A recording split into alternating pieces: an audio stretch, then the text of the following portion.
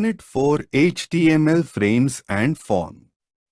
HTML frames and forms are two fundamental elements in HTML that allow developers to structure and interact with web pages in various ways.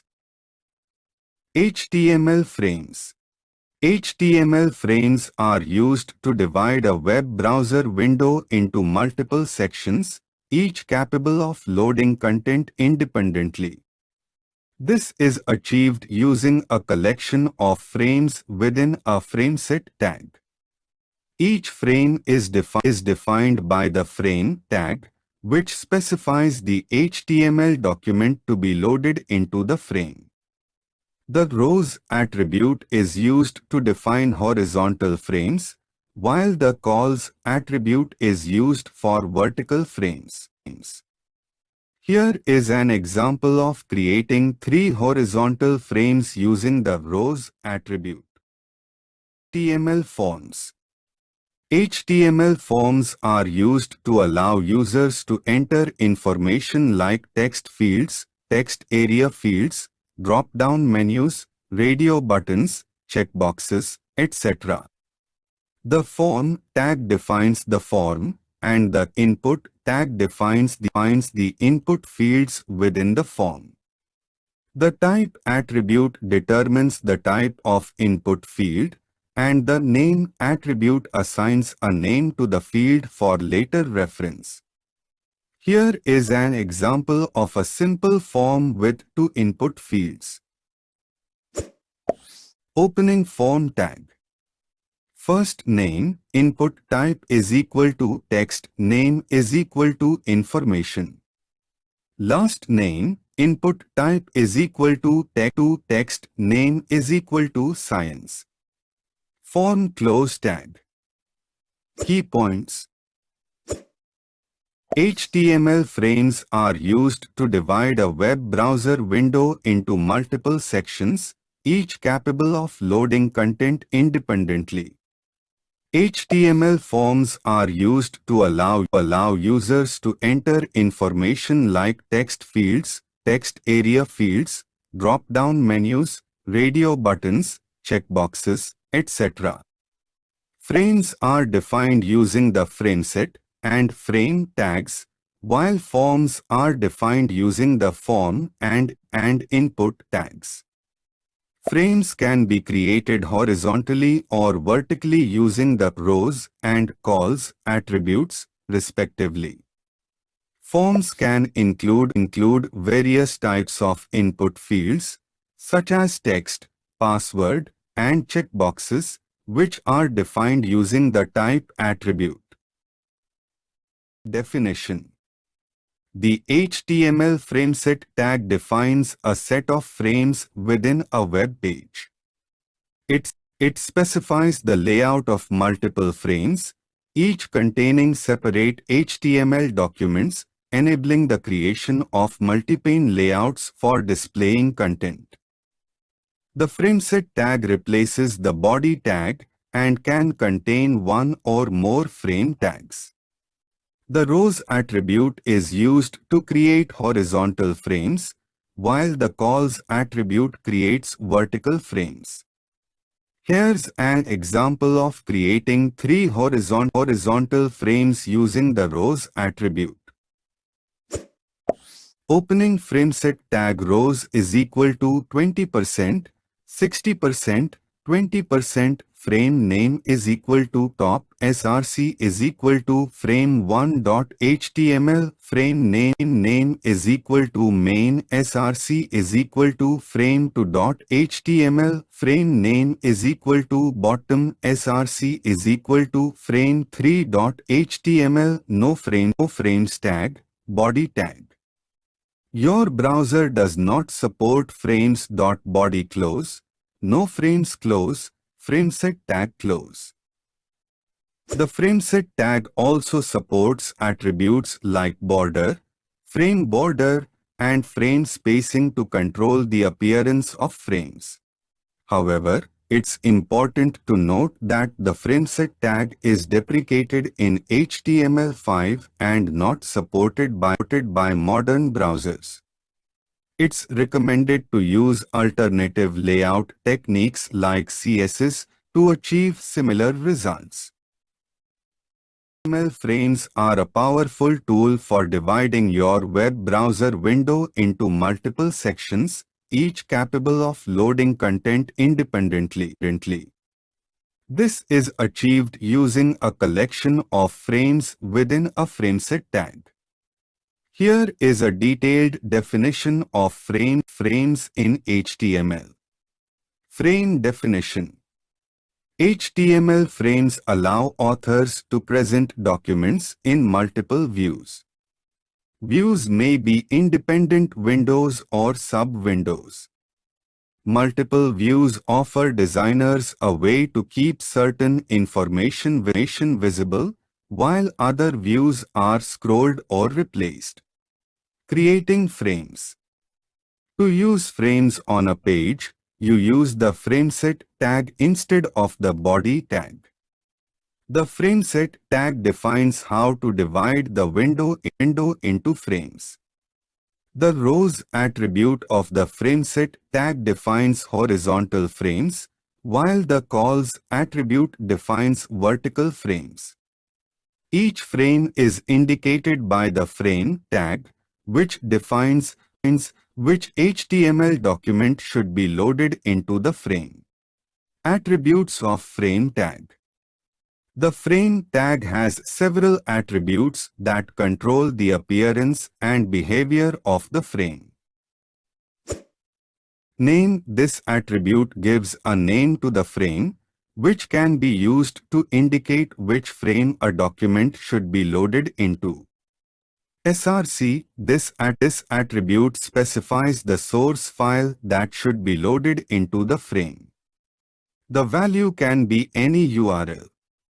Frame border. This attribute specifies whether a three-dimensional border should be displayed between frames. It can take values of 0, no border, or 1, border. Margin width and margin height. These attributes specify the width and height of the spaces in pixels between the border and contents of the frame. Scrolling. This attribute controls the appearance of scrollbars in the frame. It can take values of yes, no, or auto. Long disk. This attribute provides a link to another page containing a long description of the contents of the frame. Example. Here is an example of creating 3 horizontal frames using the rows attribute of the Frameset tag. Supported browsers. HTML frames are supported by most modern browsers, including Google Chrome, Edge, Firefox, Opera, and Safari. However, it is recommended not to use frames as they are deprecated in HTML5 and can cause compatibility issues with newer browsers. Instead, you can use iframe or div with CSS to achieve similar effects. Frameset. To create a nested frameset in HTML, you can use the Frameset tag inside another Frameset tag. This allows you to divide the page into multiple frames with complex layouts.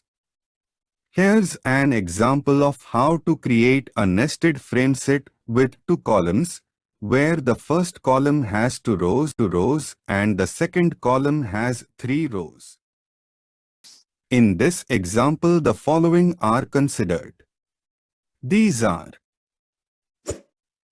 the outer frameset has calls is equal to 50% comma asterisk, which creates 2 columns. The first column takes up 50% of the width, and the second column takes up the remaining space. Inside the first column there is another frameset with rows is equal to 50% comma asterisk, creating 2 rows. Each row will take up 50% of the height. Inside the second column, there is another frameset with rows is equal to 33%, 33%, comma asterisk, creating 3 rows.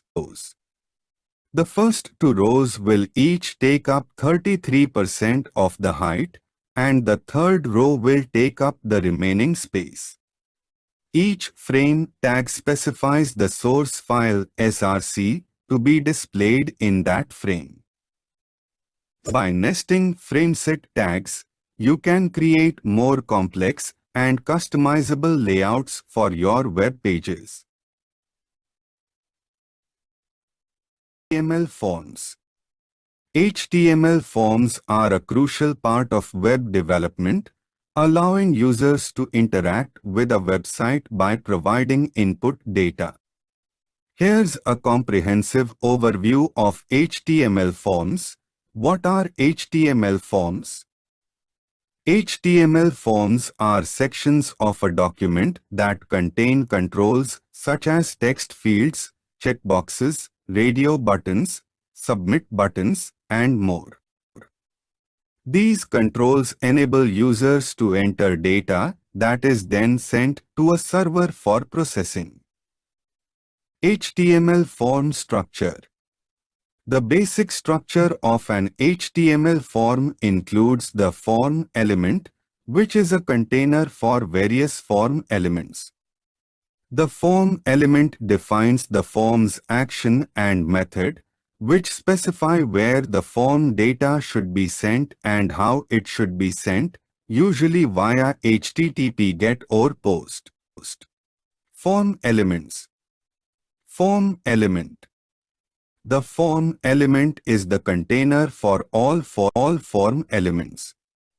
It supports attributes like action and method to specify the form's behavior. Input element. The input element is the most commonly used form element. It can be displayed in various ways depending on the type attribute, such as type is equal to text single-line text input field. Type is equal to radio button. Type is equal to checkbox. Type is equal to submit button. Type is equal to button clickable button. Text area element. The text area element is used to create a multi-line text input field. Label element. The label element is used to associate a text label with a form control. It is essential for accessibility and usability, as it provides a clear description of the form control. Button element. The button element is used to create a clickable button that can be used to submit a form or execute other actions. Field set and legend elements. The field set element is used to group related form elements together, and the legend element provides a caption for the grouped elements. Data list and output elements. The data list element is used to specify a list of predefined options for input controls, and the output element is used to display the output of calculations performed on form data. Commonly used input types. Some commonly used input types in HTML forms include type is equal to text single-line text input field. Type is equal to password field. Type is equal to submit button. Type is equal to reset button. Type is equal to radio button. Type is equal to email input field. Type is equal to date input field. Form attributes. Some key attributes that can be used with the form element include Action specifies where to send the form data. Method defines the HTTP method used to send the form data. Target specifies where to display the response after submitting the form. And type specifies how the form data should be encoded when submitting it to the server. Autocomplete specifies whether the form should have autocomplete on or off. NoValidate specifies that the form data should not be validated on submission. Conclusion: HTML forms are a powerful tool for collecting user input on the web. They provide a wide range of interactive controls, from text fields to checkboxes, radio buttons, and more. Understanding the syntax and attributes of the form element and its various form elements is essential for building effective and user-friendly web forms. Input and attributes. Here is a concise overview of basic HTML input elements and attributes for forms. The input element is used to create interactive controls for web-based forms to allow users to enter data. It comes in various types like text, password, checkbox, radio button, submit button, etc. Common attributes used with input include: type specifies the type of input, e.g. text, password, checkbox, radio, submit, etc.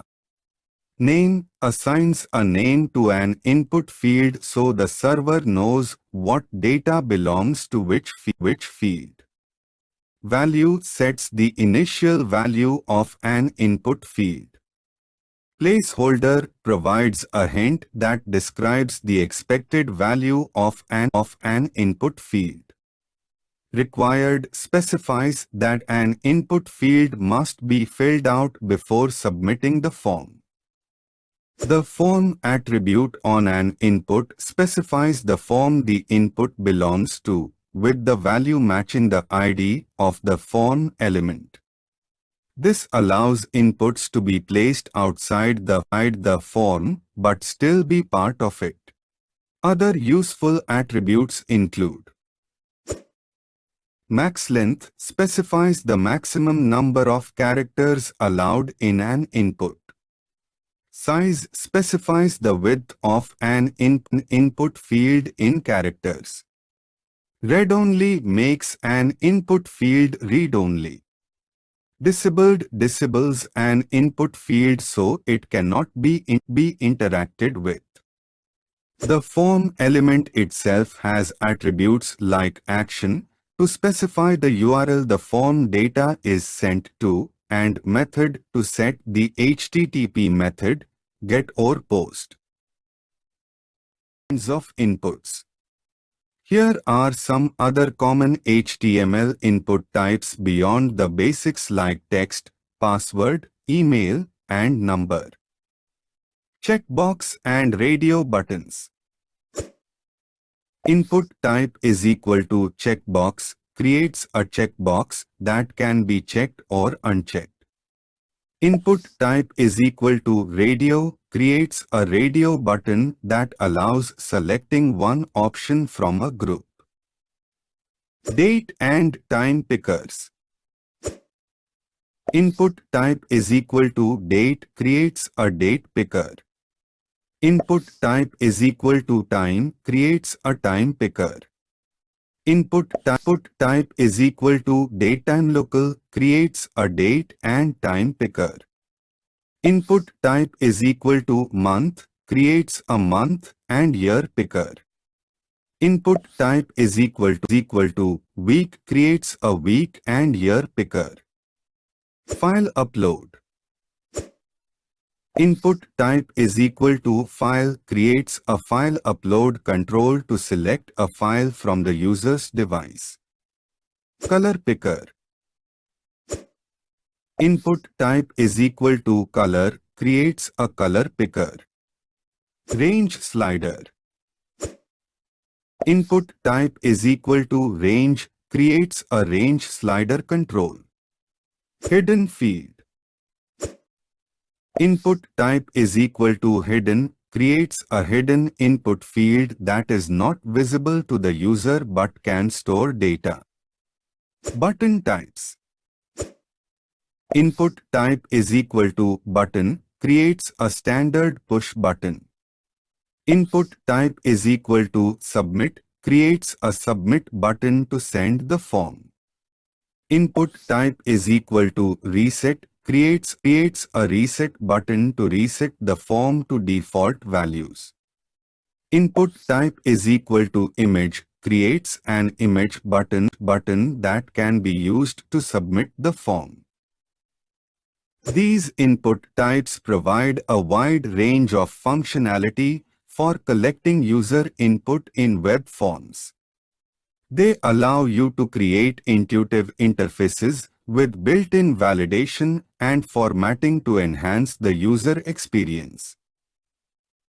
Forms with CSS. Here are the key points for styling forms with CSS. 1. Use attribute selectors to target specific input types like input or input. 2. Set the width of input fields using the width property. For example, input width 10% sets the width to 10% of the screen. 3. Add padding to input fields using the padding property. For example, input padding 0.75 m. 4. Set margins around input fields with the margin property. 5. Style the border of input fields using the border property. You can set different borders on each side, like input, border top, 3px solid blue, border bottom, 3px solid red. 6. Change the text color with the color property and the background color with background color. 7. Use the focus pseudo class to style an input field when it has focus. For example, input, focus, background color, yellow. 8. Style buttons using the button element or input selector. 9. Checkboxes and radio buttons are harder to style, requiring more complex CSS or specific tricks like appearance, none. 10. Drop-down menus, color pickers, date pickers, etc. are the most difficult to fully style with CSS alone. The key is to use attribute selectors to target specific input types, set width padding margins, style borders and colors, and use pseudo-classes for interactive states. More advanced styling requires CSS tricks or moving beyond standard HTML form elements. Go from here capturing form data. Form data objects are used to capture HTML form data and submit it using network methods like fetch. They can be created either from an HTML form or without a form, and fields can be appended or set using methods like append, set, delete, get, and has. The append method does not remove existing fields with the same name, whereas the set method does. To send files, the 3-argument syntax is used, with the last argument being the file name.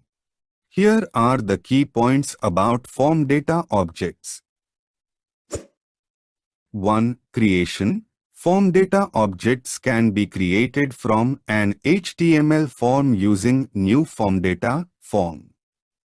or without a form by manually appending fields using methods like append, set, delete, get, and has.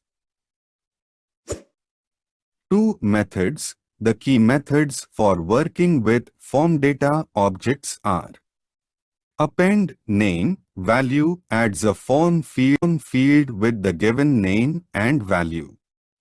Append, name, blob, file name, adds a field as if it were input type is equal to file with the third argument being the file name. Set, name, value, sets a form field with the given name and value. Set, name, blob, file name, sets a field as if it were input type is equal to file with the third argument being the file name. Delete, name, removes a field with the given name.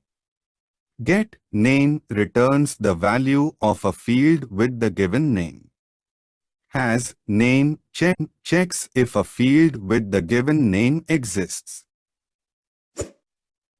3. Network methods. Form data objects can be used as the body in network methods like fetch, which automatically encodes and sends the data with content type. Multipart form data. 4. Server perspective.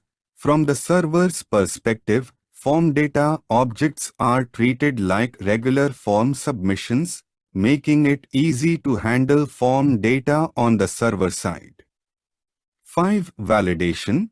It is important to validate form data to protect against malicious code and ensure secure processing of form data. Here is an example of using form data to send a simple form.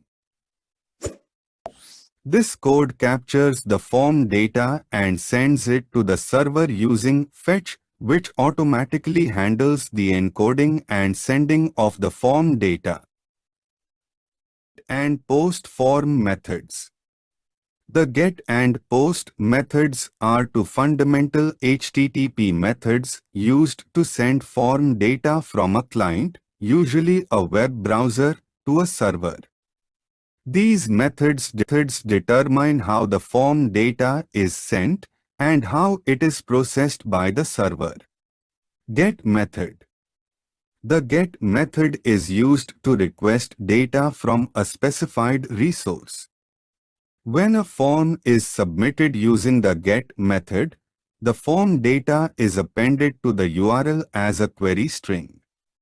This query string is in the format of key-value pairs separated by ampersands and. For example, if a form has two fields named say and to, the URL would look like www.how.com. Say is equal to hi and to is equal to on. The key characteristics of the get method are: data visibility. The form data is visible in the URL. Character limit. There is a character limit of 2048 characters for the query string.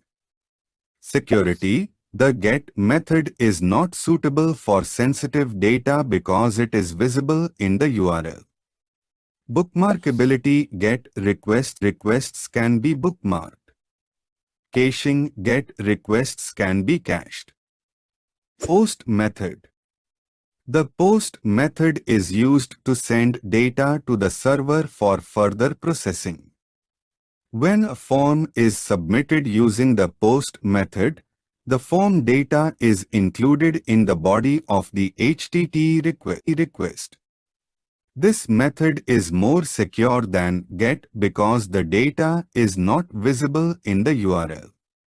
The key characteristics of the post method are: data visibility. The form data is not visible in the URL. Character limit. There is no character limit for the form data.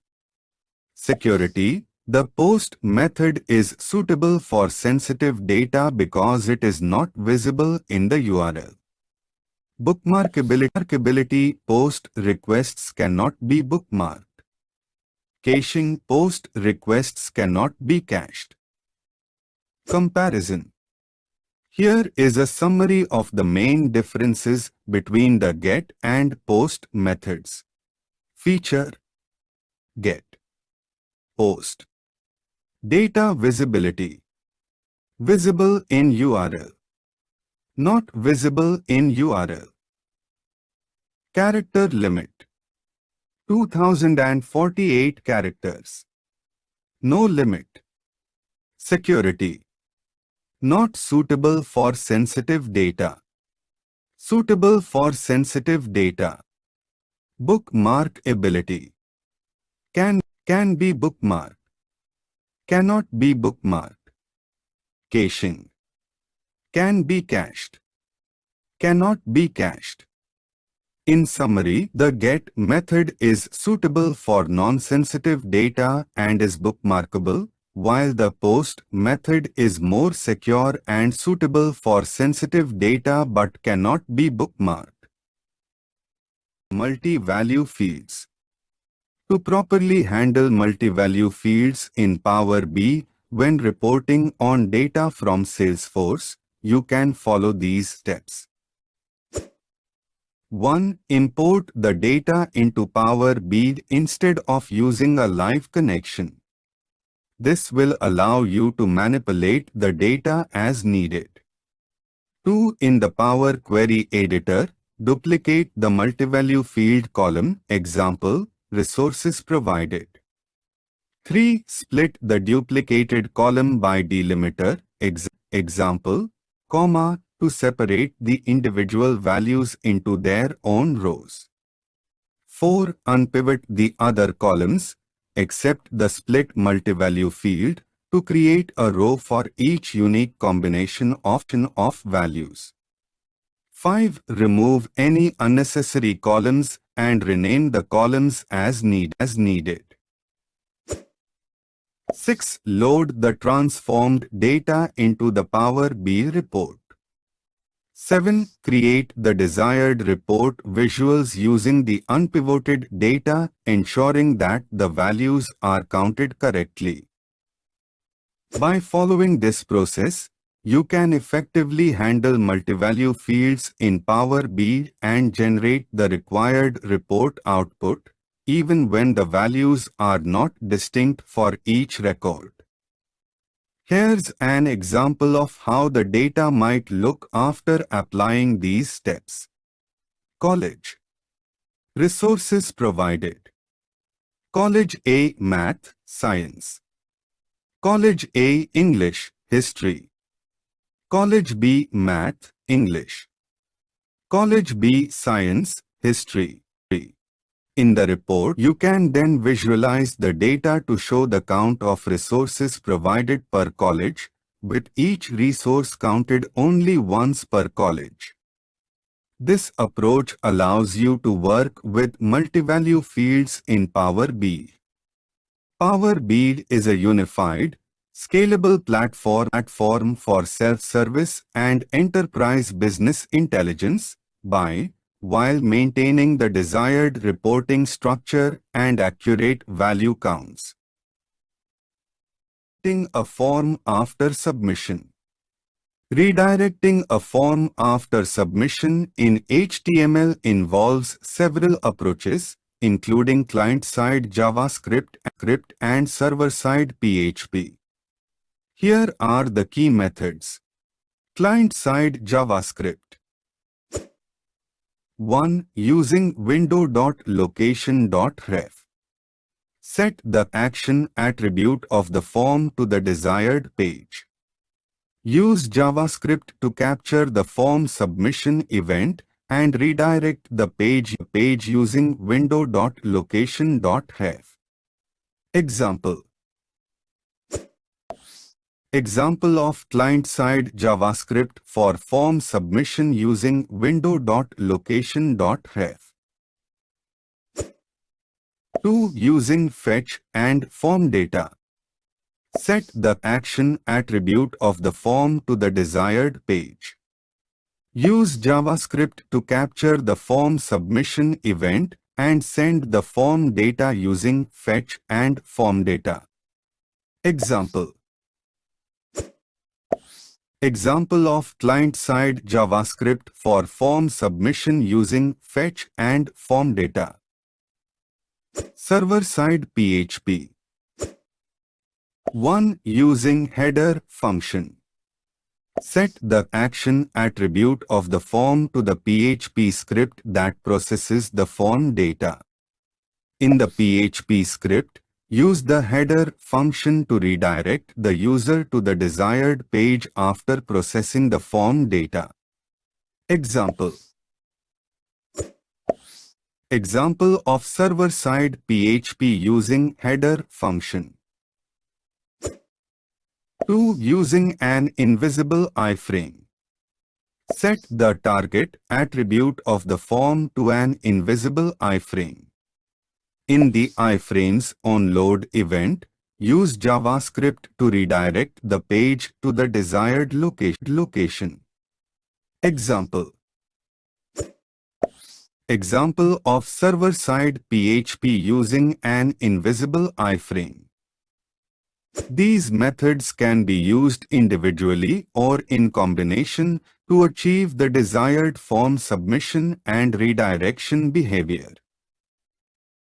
Dear viewers, if you feel this video little bit informative and helpful, then please subscribe and like the channel, because your like and subscribe will motivate the creator to create more such informative videos. Thank you.